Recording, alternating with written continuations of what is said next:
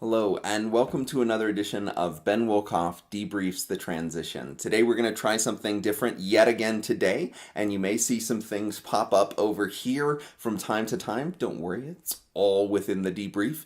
I want to talk about something that we briefly discussed over the course of a couple of hours on Google Hangouts chat, and that is the middle school math implementation meeting with the middle school principals and the K-8, P-8 principals. We had some really great discussion, and I want to continue to use that venue for sort of talking things out loud. But I hadn't figured out what was the real question that I need to grapple with, and the real question of transition that we could learn from that experience. And so I wanted to do that now.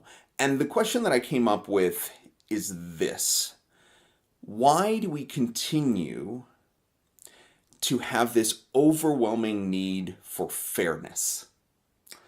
And the reason why that came up is in a lot of the responses that I heard from the principals is that I need this to be fair. It's not fair, and they didn't say these exact words, but it's not fair that I was told at this point when I should have been told at this point.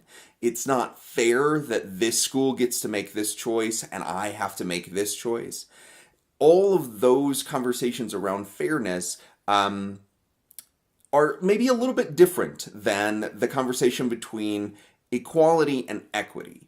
I think that one is actually a fairly simple conversation to have. This school needs more. They should have more. Oh, of course that school needs more. They should have more.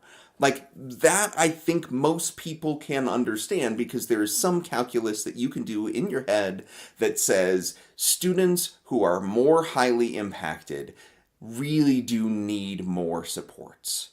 Students who do not have the resources, they really have a need for further intervention, the need, I mean, it's like our read action, right? Like if you have a specific need around reading, you need to have the support for reading. It doesn't mean that another child doesn't need something, but they may need something different.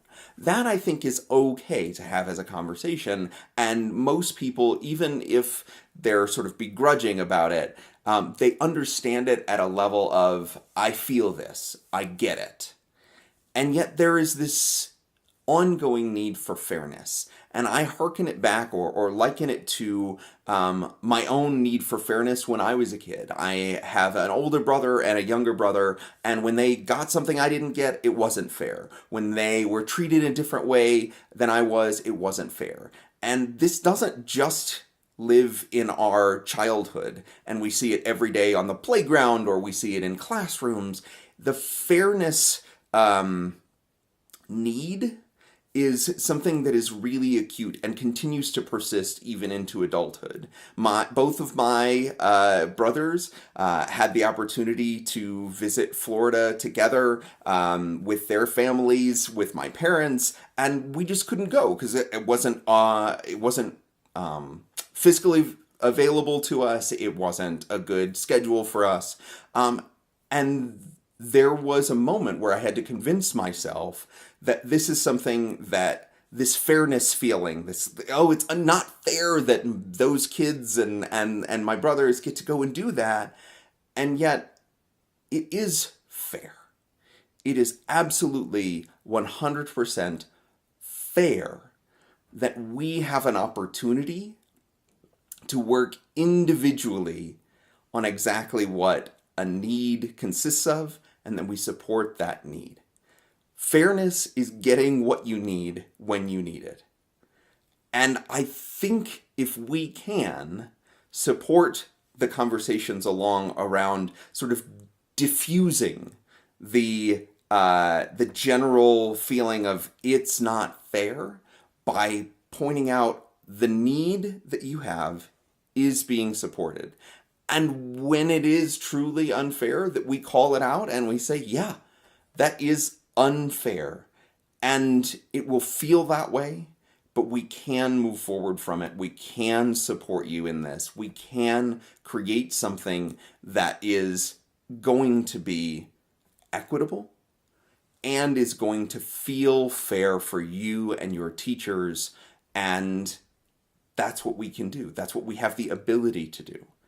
So that to me is the question that I continue to grapple with. How can we avoid this overwhelming feeling of unfair? How do we tackle that unfairness and either present the idea that it is fair and equitable, or agree that it is unfair and move forward from that unfairness into a place of support, into a place of understanding why it might be unfair, why you feel it is unfair. Just like I had, these pangs of jealousy for my brothers, it dissipated so quickly.